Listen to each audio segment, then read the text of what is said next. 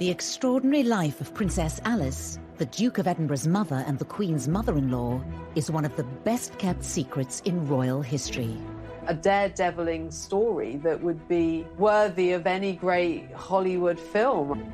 Born in Windsor Castle, she begins life as a privileged royal. She was most Diana-like because she was regarded as the prettiest princess in Europe. But from the start, Alice is no ordinary princess. She was basically stone deaf. She ended up being able to lip read in Greek, German, and English. She serves as a nurse on the front line. She was hands-on. I mean, she was dealing with broken limbs and amputated limbs. She goes on to face huge personal challenges and is committed to an asylum. She is hearing voices that she's in a relationship with Jesus Christ. She would overcome these struggles to help those in need. This film will reveal the secrets of Alice's extraordinary life, using rarely seen archive and interviews with those directly affected by her selfless actions, including the Jewish family she saved from the Nazis. If it hadn't been for her, I wouldn't be alive today. Ultimately, she devotes her life to helping others. She'd set up an order of nuns to do her humanitarian work. Amazing character who indefatigably survived through some of the toughest events of the 20th century. Alice was a woman who refused to fit the royal mould. Why has her remarkable life remained out of the public spotlight for so long? Princess Alice is very definitely the royal family's best-kept secret. And what a fascinating life she's had.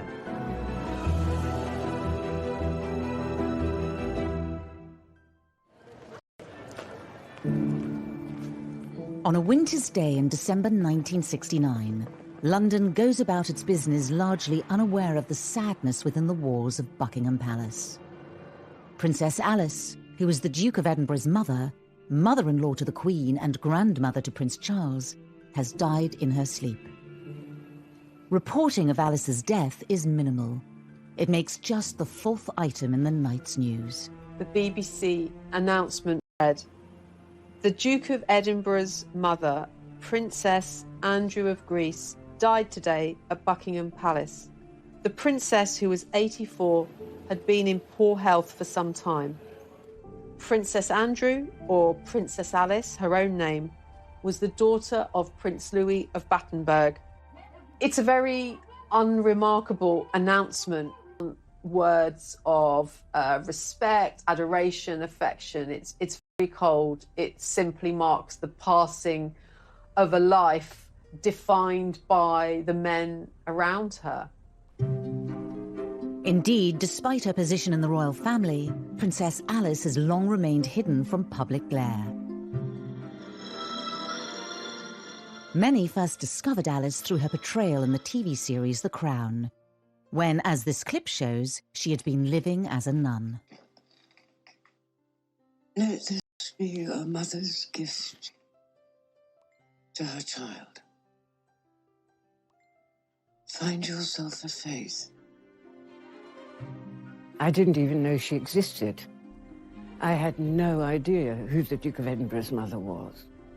I think, like the majority of people, she's been a very well-hidden secret. It was never Alice's style to seek out the limelight. Princess Alice didn't give very much away about herself. When she died, she left but 3 dressing gowns, which were given to the nurses who'd been looking after her. By that stage, she'd given everything she owned away. She owned absolutely nothing. But Alice's start in life was very grand indeed. She's the great-granddaughter of Queen Victoria, and she was actually born in the tapestry room at Windsor Castle in 1885. As she grows up in the castles and palaces of Britain and Europe, Alice expects to marry a suitable royal partner. In 1902, the coronation of Edward VII provides a perfect opportunity for 17-year-old Alice to find a match. Edward VII himself remarked at his coronation that Alice would be the most beautiful bride of any young prince in all of Europe. A number of different members of royal families arrived in London to attend this event. Princess Alice was one of them, and Prince Andrew of Greece was another. And here, Alice is swept off her feet by the young Greek prince Andrea. That is really where the relationship developed, and it was a love match. It was a real love match. Just over a year later, the couple are married in Germany. It's a royal alliance with serious pedigree. Alice is the daughter of a German prince and a British princess, and the great-granddaughter of Queen Victoria. 21-year-old Prince Andrea is the son of King George I of Greece, himself a distant cousin of Queen Victoria. Andrew was a tall, blonde, handsome young army officer. His whole approach to life seemed to be very different from Alice, who was beautiful, but for the most part reserved, silent.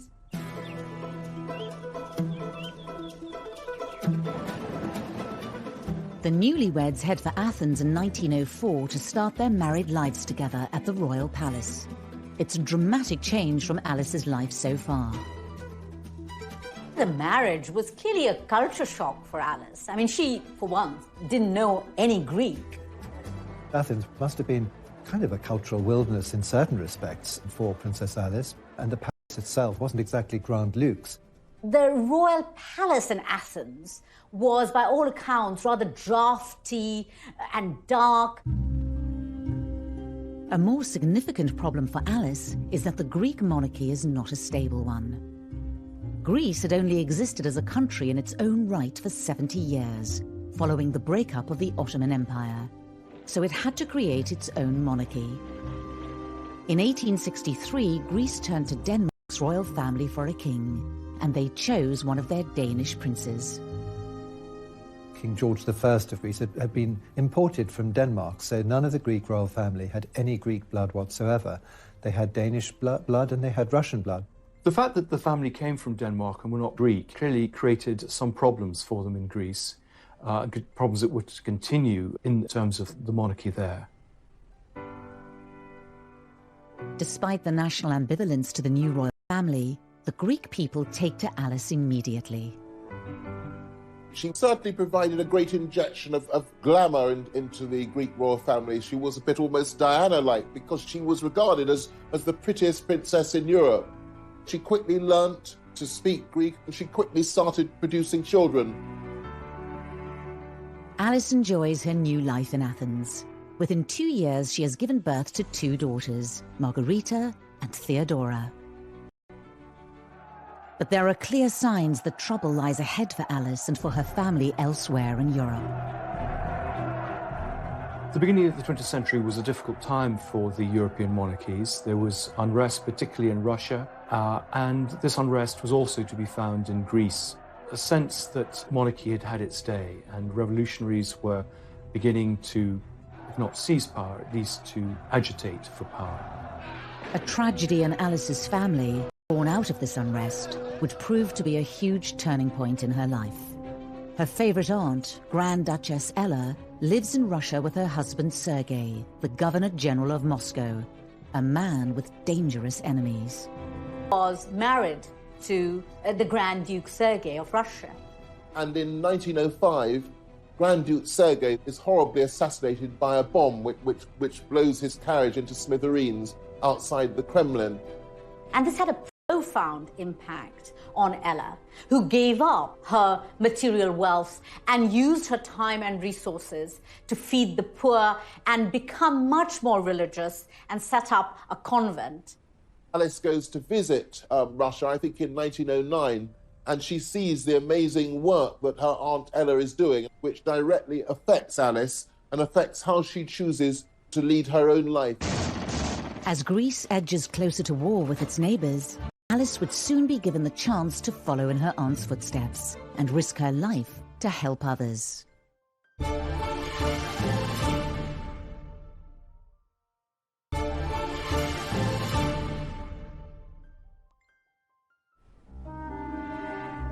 By 1912, Alice has been living as a Greek princess for 8 years. She and Andrea now have 3 daughters. Cecile was born in 1911. However, their lives are set for a dramatic change as Greece goes to war in a bid to seize new lands. There was a particular war in 1912, the First Balkan War. The Ottoman Empire, which had been so dominant in the Balkans for hundreds of years, was crumbling. So Greece was wanting to expand north and eastwards, taking over some of the Ottoman territories, which historically had many Greek occupants. And the Greek royal family are absolutely at the centre of this because Andrea is a military officer, so he's on the front. As her husband heads off to the battlefield, Alice takes the bold decision to leave her 3 children behind and follow him to the front line. Alice felt that she needed to do something for her adopted people. She goes to the front lines and works as a nurse. As the Greek forces advance, she sees that there are a huge number of victims, both civilian and military. She commandeers buildings, she organises nurses and doctors. She has an amazing role in that Greek war effort in the Balkan Wars in 1912. Alice immediately threw herself into the whole business of sort of creating field hospitals, taking part in operations. For a young woman in her 20s with no medical training, she shows great grit and an innovative sense. Alice doesn't restrict herself to just setting up the hospitals. She was hands-on. I mean, she was dealing with broken limbs and amputated limbs. In a series of letters that easily detail that the corridors were running with blood and people were minus arms, minus legs, and Alice was having to deal with all this, but she wanted to deal with it because the calling from her was that she was helping, and she really was helping. Very early on, we see that she doesn't conform in the way that's expected of her, and she does the things that she feels are important and thinks of others before herself. It's a very, very different sort of world to the world she's been brought up in, and earns her enormous respect from those around her. Alice has yet again proven that she can overcome great personal challenges in her life. As a child, it was realised all was not well. She was a very bright young girl, but at first her learning was slow because she had this problem, first of all undiagnosed and then later diagnosed as deafness. Her mother believed in a kind of tough love and had a sort of let's get on with it kind of attitude, and didn't treat Alice any differently from her other children. And let her learn how to lip read and let her fight her own battles rather than mollycoddle her. Alice rose to the challenge and became a skilled lip reader. She lip read in German and English, which were her first languages, and later on in Greek and French. So Alice had this very severe disability, which she overcame, but that must have had quite an influence on her personality. 3 years after the end of the Balkan Wars, Alice finds herself in the midst of another war zone. At the outset of World War I in 1914, Greece takes a neutral position. But 2 years later, it has been drawn into the conflict. Of course, the First World War is regarded as the war to end all wars, and it's easy to forget about the terrible suffering in Athens at that time. Athens is bombed by the Allies, and typically Alice, then she has to start helping again. December 1916, there's terrible malnutrition, and so what does Alice do? She joins in setting up soup kitchens, in just trying to get food to the people of Athens in the dark heart of the First World War. As Greece finally joins the Allied forces, the tide turns against the royal family. There was the rise of a Republican movement in Greece during the First World War. They targeted the monarchy as being foreigners, as being parasites on the system, as not belonging to Greece and not being Greek. Fourth baby daughter are forced into exile in Switzerland with most of the Greek royal family. This is the first time that Alice gets a taste of what it is to be a Greek royal. Alice had no sense of when she would be returning to Greece and indeed what life was going to be like for her over the next few months. And, you know, they weren't luxurious months. As she adjusts to life in exile, Alice receives news of an appalling family tragedy during the Russian Revolution. The Russian royal family, including Alice's favourite Aunt Ella, was caught up in the civil war. And in July 1918, Aunt Ella, along with several other members of the Russian royal family, were driven by the Bolsheviks to the Urals. Ella and 5 male members of her family were taken by the revolutionaries to this disused mineshaft. They were thrown down, and then rocks and stones were thrown on top of them, and a grenade, which obviously killed them. But until that moment of their death, they were stoic, and they were singing psalms and saying prayers. Alice is grief-stricken, of course, but she's even more admiring of the strength of courage and will. Relief and respite finally comes to Alice in 1920, when the exiled king is restored to the throne in Greece. In this rare piece of footage of them together, Alice and Andrea are now back in the land they call home. Andrea and Alice and their 4 daughters by this time, they spent most of their time on the island of Corfu at a villa called Mon Repos. And that's where Alice and the 4 girls and their servants and their British nanny, Miss Roos, are living in 1921, when at last the beloved 5th child and longed-for son is born. The arrival of Prince Philip, Philippos Andreou as he was called, completes Alice and Andrea's family. But they would not have much time to enjoy life with their new baby. Greece is once again looking to take land from Turkey in their on-off conflict. Andrea is now a major general in the army. And when the Greeks suffer a humiliating defeat and are sent packing by the Turks, the royal family is back in the firing line. Andrea is a scapegoat for the dramatic defeat of the Greek forces. He comes back to Athens in disgrace, is arrested, is accused of high treason, is put on trial with other officers. The other officers are actually executed. Andrew being sentenced to death. And this was, you know, as dangerous as it got.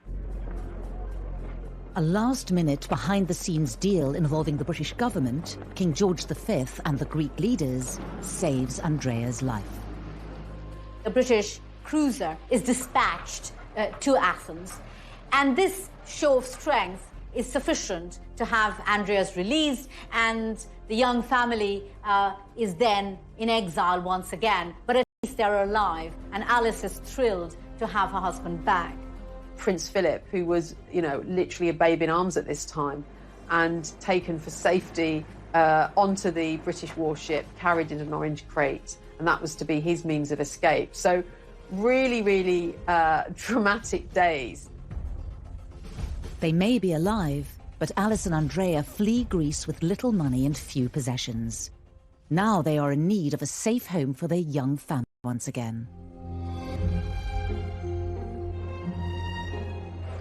Andrea was lucky that his brother had married somebody rich called Marie Bonaparte, and they have several properties on the outskirts of Paris, and they gave one of these properties to Andrea and Alice as a home for their children, because Andrea and Alice had to leave everything behind. Alice and Andrea would spend 8 years in Paris. The turmoil they've lived through is finally taking its toll on them. The marriage is beginning to fray at the edges. For Andrea, this must have been quite difficult after a very active life. Basically, he was no longer a prince in Greece, that he was exiled for life. This phase was very difficult for Princess Alice because she had been through enormous amount of trauma, and all those deaths in the family, and her husband almost being put to death himself. I mean, that would be enough to shake anybody. As their time in exile wears on, Alice's behaviour becomes increasingly erratic. Behaviour that would lead her family to take action that would scar her for years to come. Alice and her family are now safe, living in exile. But for her, a personal inner struggle is about to begin. one that will define the next 10 years of her life.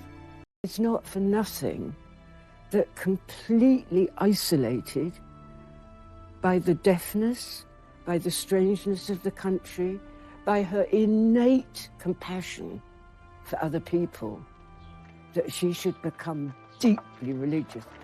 In 1928, she converted to the Greek Orthodox Church, which, having actually been a Lutheran all that time, so that showed a spiritual growth in her. A relaxed Alice can be seen in this rare footage. Just a year later, the memory of the brutal murders of her relatives in Russia and the increasing alienation in France all start to take its toll, and Alice's religious fervour increases. She decided that she was able to heal, and she had what she called healing hands. That becomes quickly overshadowed by Alice's declarations that she is hearing voices, that she's in a relationship with Jesus Christ, that she's having a physical relationship with Jesus Christ. I mean, she's beginning to be clearly suffering from religious delusions, which of course become really distressing to those around her. She is sort of a sense out of her. Her mother is particularly concerned about her. And I think the understanding or the realization is that she needs to have proper medical supervision. Alice's sister-in-law, Marie Bonaparte, is a trained psychoanalyst. She recommends Alice should see Dr. Ernst Simmel at Schloss Tegel near Berlin, the first inpatient clinic for psychoanalysis. Alice did not want to go to the Tegel clinic because she didn't see that there was anything wrong with her. But when her doctor said that Jesus had told him that she needed to go, which was certainly a fairly sneaky way of doing it, Alice obviously agreed, and she went to the clinic. After therapy sessions with Alice, Dr. Simmel diagnoses her as a paranoid schizophrenic. It was believed that her mental illness was a result of sexual frustration, that she'd fallen in love with a young Englishman, and this was an unrequited relationship, and that had made her really go mad by suppressed, repressed sexual desire. And in another twist to Alice's story, Dr. Simmel takes her case to his colleague, the founder of psychoanalysis, Dr. Sigmund Freud. Now, at that point, Freud suggests what is probably the most shocking or the most bizarre, the most puzzling recommendation in the history of psychoanalysis. He suggests to Simmel that Princess Alice's ovaries should be exposed to high-intensity X-rays. The first time I read this, I just couldn't believe what I read, because it hardly counts as a psycholytic intervention. Freud suggests the medical procedure rather than therapy, as he thought it would, in his words, rejuvenate Princess Alice. But the results are devastating. Because the exposure of the ovaries to high-intensity X-rays would effectively mean, to use a strong word, that Princess Alice would be castrated, that her menopause would be accelerated and so would be rendered sterile. Alice's ovaries are X-rayed, but it does nothing to improve her state of mind. Alice was maintaining throughout this period that there was nothing wrong with her. She didn't want to be at the clinic. Nevertheless, she was forced to undertake some of this treatment against her will. She stayed there from February to April, when she discharged herself. Alice's suffering doesn't stop there. Her mother, Victoria, perhaps embarrassed by Alice's behaviour, conspires with the family doctor to send her to another clinic.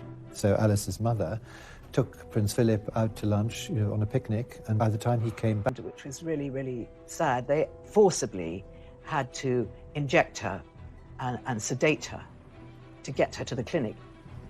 What was done then was effectively in breach of every convention of civil rights. She was admitted by force on the instructions of her mother and against her will to a psychiatric institution.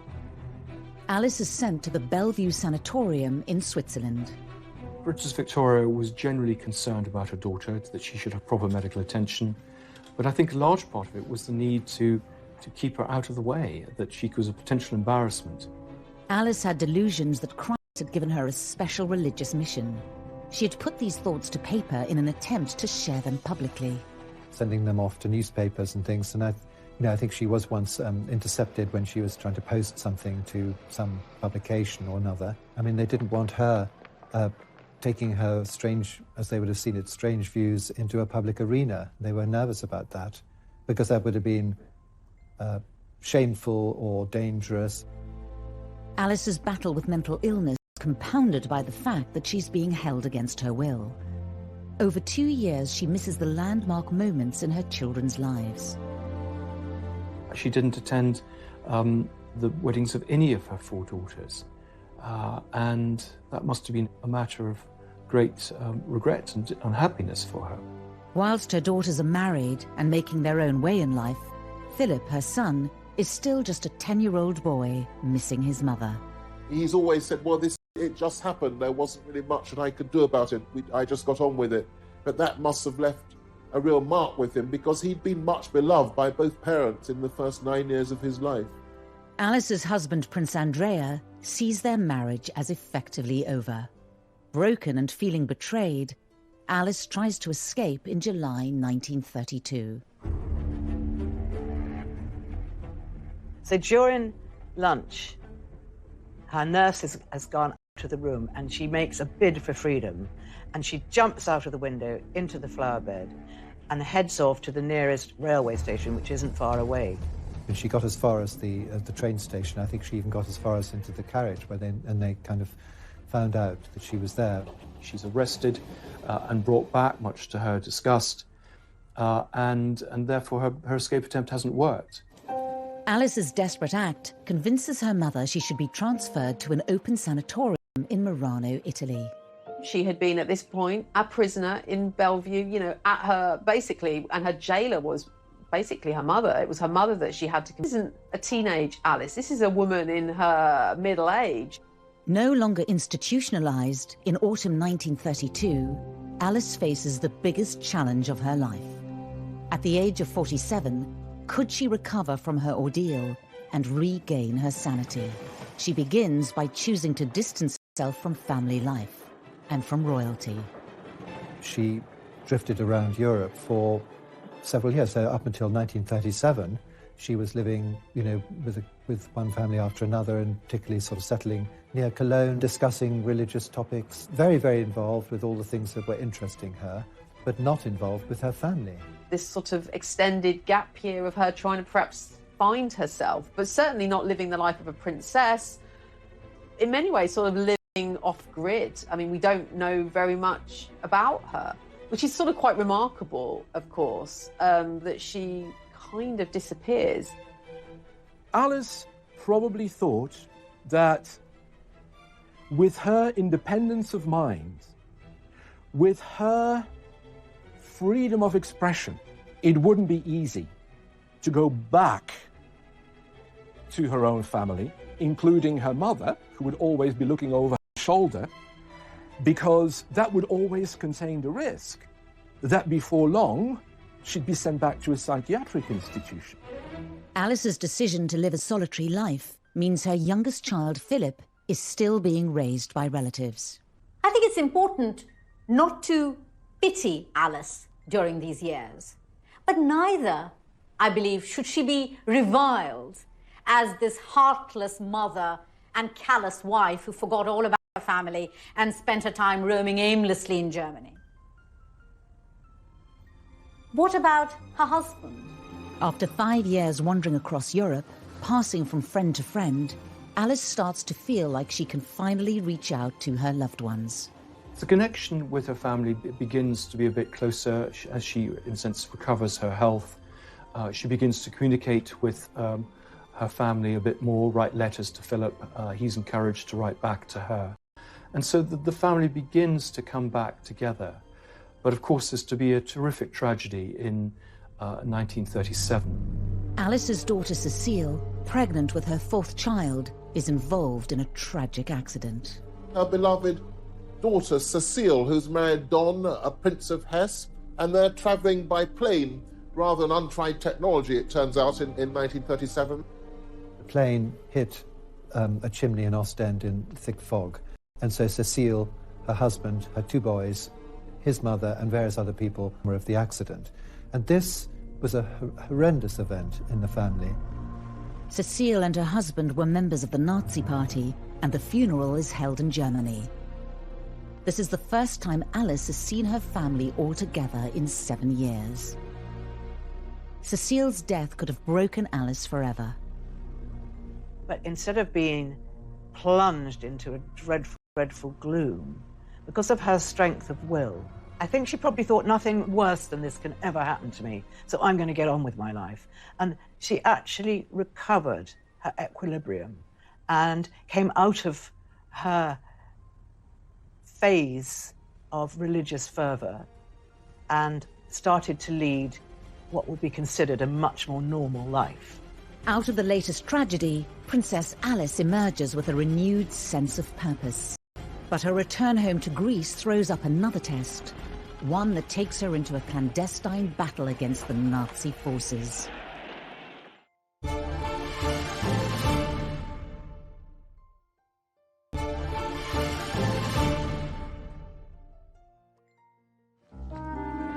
In 1938, Princess Alice, mother of Prince Philip, returns to Greece to serve the poor.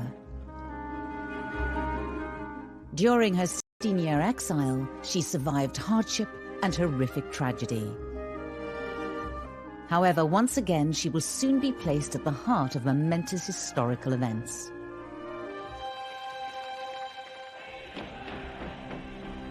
The onset of World War II requires her to draw on her reserves of courage and bravery. When German tanks roll into Athens in April 1941, the Greek royal family flee to safety. Despite the dangers, Alice decides to remain, to continue her work. I don't think that Princess Alice ever really wanted to leave Greece. I mean, that was where she belonged. She was a Greek princess by this stage, and she felt that's where she could be most useful. The Nazi invasion has devastated Athens, and thousands are left destitute and starving. Alice helps by volunteering for the Red Cross. I think one of the extraordinary things is, given the scarcity of food, that she's able to create one of the largest soup kitchens in the world at the time. And it says something about her determination, her contacts, and her ability to get things done, that it's such a success. And she feeds thousands, particularly children, young children, who are either orphans from the war or refugees, those who are helpless. This is Alice at her humanitarian best. As war continues to... She's completely fearless. While bullets are flying, she's on the streets of Athens taking supplies to people in need, and she's heard that you don't hear the bullet that kills you, and she says, I won't hear it anyway because I'm deaf. However, Alice is about to take an even bigger gamble with her own safety. Athens is home to around 8,000 Jews. Amongst them, the Hamaiki Cohen family, prominent members of the community who have ties to Greek royalty. Evie Cohen is their only surviving direct descendant. At the beginning of 1943, it became obvious that the decisions against the Jews to take them to concentration camps was starting to be obvious. My family had to go in hiding. Evie's father, Alfred, decides the family's best hope of refuge lies with Princess Alice. Now he must find a way to contact her. By an extraordinary coincidence, a chance encounter with her lady-in-waiting results in a message getting to Alice. I'm going to read out part of the text my father had written about this part of the story. For us, it was an absolute miracle.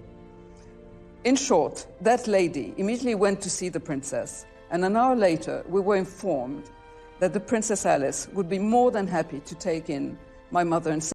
I think it was Alice taking an enormous risk, because she may have faced a firing squad because she had harbored the Jewish family.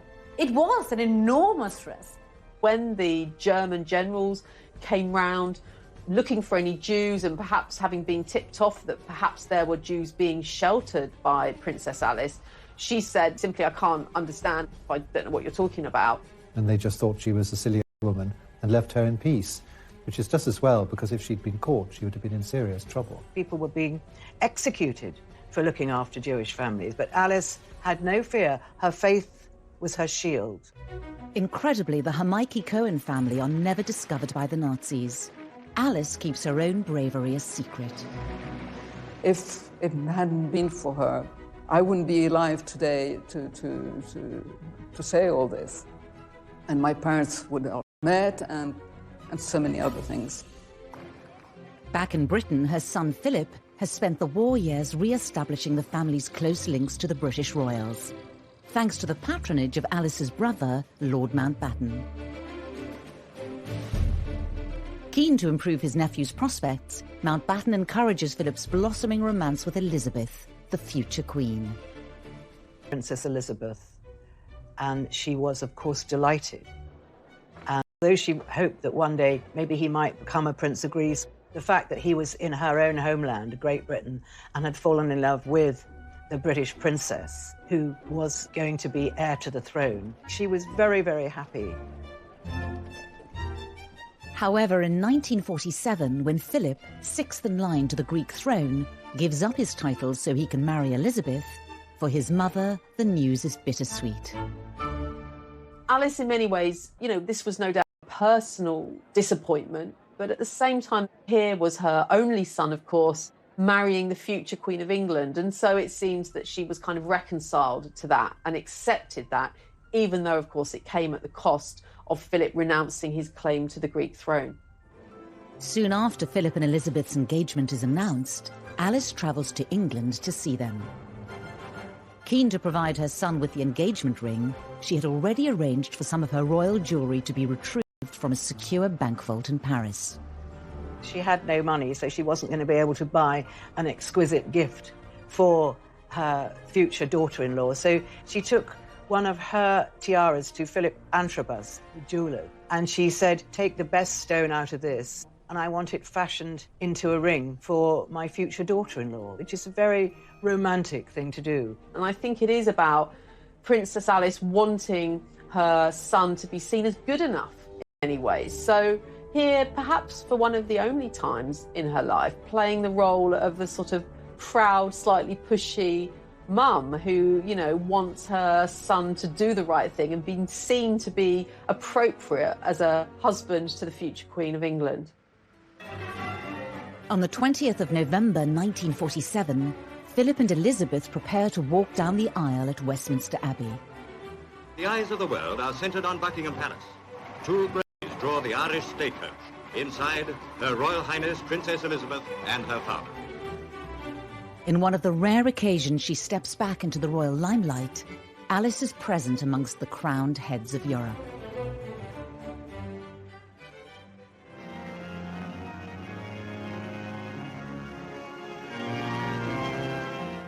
And now they are man and wife. It was, for the British people, a wonderful celebration for the horrors of the war. It was a joyous occasion, and Alice was very, very moved to see her son so happy. In the official wedding photograph, Alice can be seen standing next to the Queen's grandmother, Queen Mary. Her life has come full circle at the age of 62. There she is. It's been a moment of great pride for her that lovely Lilibet was marrying her marvellous son, Philip, and it was a new beginning. Over 40 years since she first left England, when Prince Charles was born the following year, Alice is firmly back in the bosom of the royal family. Philip and Elizabeth have their first child, Prince Charles, and Alice is absolutely delighted. She's thrilled. She's very much included as part of the family. After their years of separation, Philip wants his mother to stay in England. But ever the individual, she shuns royal life and beats her own path, sticking to her charity work in Greece. I think that after Prince Philip had married Princess Elizabeth, she felt that to some extent she could then do what she liked. Her daughters were all married and they had families of their own, and he now had a family of his own. So she fulfilled this long-held wish to found a nursing sisterhood. Despite not taking formal vows herself, in January 1949, Alice founds a nursing order of Greek Orthodox nuns on the island of Tinos. She is now able to do what she had long wanted to, that is to follow in the footsteps of her beloved Aunt Ella, who had set up an institution of nuns dedicated to service, to serving the community, not shut up in a distant cloister, but living amongst the people, those whom she could help. And Alice wanted to do the same. And I think this is what motivated her, finally, to set up her sisterhood. Alice is at last fulfilling what she sees as her life's mission. While she has now re-established her links to the British royal family, when she attends Elizabeth's coronation in 1953, as this rare footage shows, her choice of dress signifies both her status and her dedication to her charitable work. Princess Alice of Greece, mother of the Duke of Edinburgh, wears the dove-grey habit of her religious order.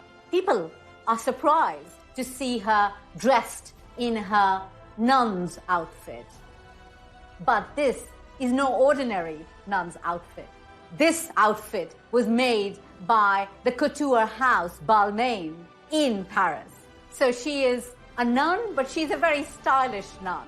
There she was, walking through Westminster Abbey behind the royal party, alone in her grey nun's habit. Really quite odd. And I think it's quite telling of the way in which she was dismissed, really, throughout her life as being a bit odd, a bit mad, a bit of an eccentric, and not somebody who could be easily embraced within the royal family. Once again to continue her charity work. But despite her royal connections, her religious order is running out of money. For Alice, who had no real funding behind her apart from what she could raise herself and she could raise from her family, the sisterhood desperately needed funding and started to fail. But she knew she couldn't keep it going forever because, unlike Aunt Ella, she didn't have personal wealth to keep something like this going, and it was just running down, sadly, for her. The end of Alice's dream finally comes in 1967. After a military coup, King Constantine II has to flee Athens. The whole Greek monarchy are potentially in danger. Once again, the position of the Greek royal family becomes very threatened and precarious, and so it's seen that right now, really, Alice has really come to the end of the road in Greece. She needs to be rescued. She simply can't stay there. It's not safe for her to stay there. When Queen Elizabeth hears about her mother-in-law's fate, action is taken and she's flown back to Britain. The moment Alice arrives at Buckingham Palace, vividly dramatised in Series 3 of The Crown. She arrived in one of the Queen's Rolls Royces in her overcoat. It was July, and all the windows had to be shut. She knows Buckingham Palace. It's not the first time she'd been there. But she's just aghast at the money and the space. Your Royal Highness. Thank you. Please, this way. She's put in one of the maids' rooms at the top, which she doesn't mind. It's the most palatial room she's had in years. She was very unsettled to begin with and complained and made a fuss. But eventually, she realised how lucky she was. She made friends in the way that she always made friends, and she settled down, and she was very happy. After being forcibly separated from her son Philip when he was just a child, he and Alice are finally making up for lost time. Philip had been effectively abandoned at the time where his mother was put in a sanatorium. So one can imagine these were an opportunity for mother and son to get acquainted with each other and to reflect on her life and perhaps the legacy and the influence that she might have had and have on Prince Philip. Alice has finally found safety and stability in Britain after decades of selfless devotion to others. But her bravery during the war wouldn't receive the recognition it deserved until many years.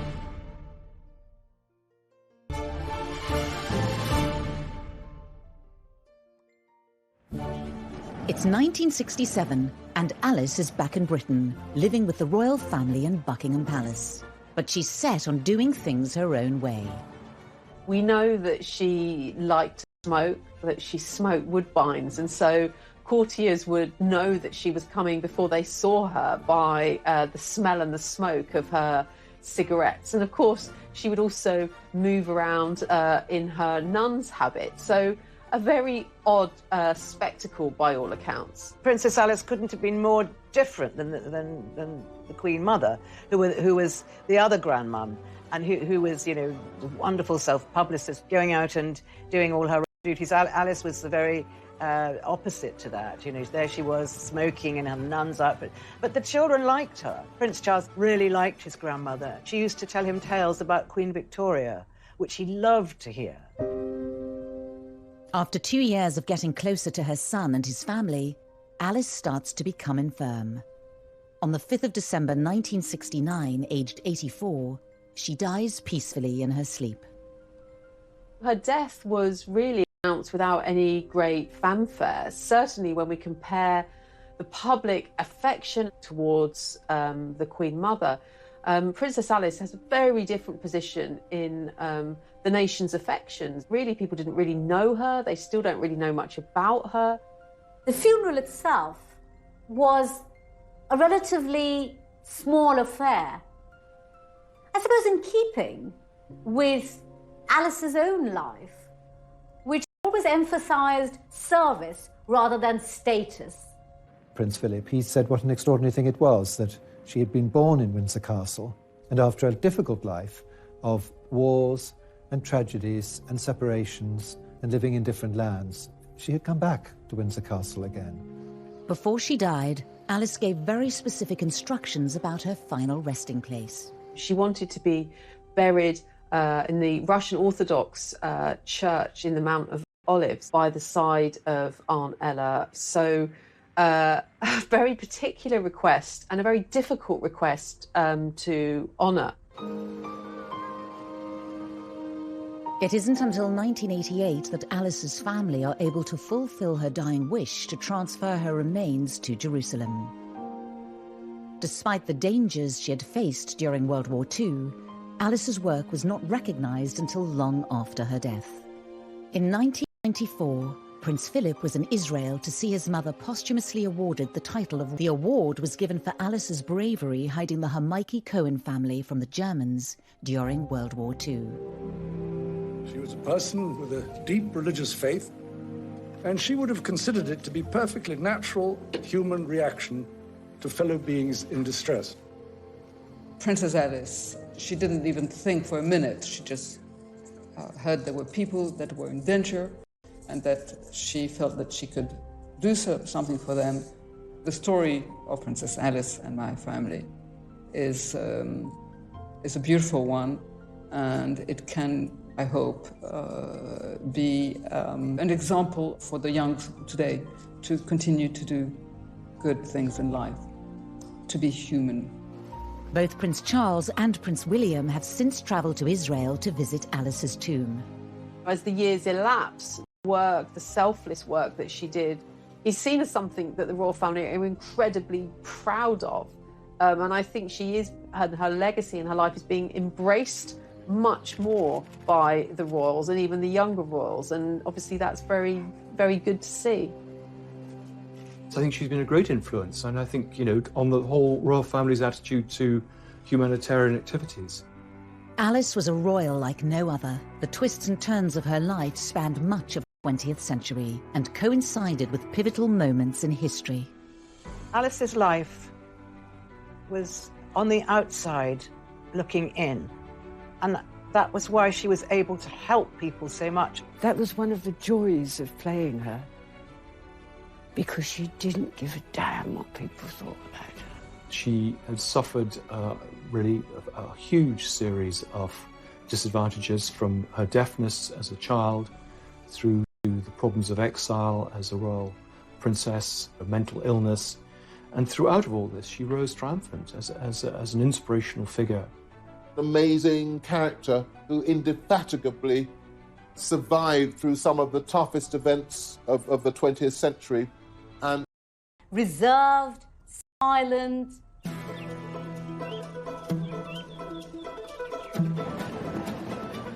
The newlyweds head for Athens in 1904 to start their married lives together at the royal palace. It's a dramatic change from Alice's life so far. The marriage was clearly a culture shock for Alice. I mean, she, for one, didn't know any Greek. Athens must have been kind of a cultural wilderness in certain respects for Princess Alice, and the palace itself wasn't exactly Grand Luxe. The royal palace in Athens was, by all accounts, rather drafty and dark. A more significant problem for Alice is that the Greek monarchy is not a stable one. Greece had only existed as a country in its own right for 70 years, following the breakup of the Ottoman Empire. So it had to create its own monarchy. In 1863, Greece turned to Denmark's royal family for a king, and they chose one of their Danish princes. King George I of Greece had been imported from Denmark, so none of the Greek royal family had any Greek blood whatsoever. They had Danish blood and they had Russian blood. The fact that the family came from Denmark and were not Greek clearly created some problems for them in Greece, problems that would continue in terms of the monarchy there. Despite the national ambivalence to the new royal family, the Greek people take to Alice immediately. She certainly provided a great injection of glamour into the Greek royal family. She was a bit almost Diana-like because she was regarded as the prettiest princess in Europe. She quickly learnt to speak Greek and she quickly started producing children. Alice enjoys her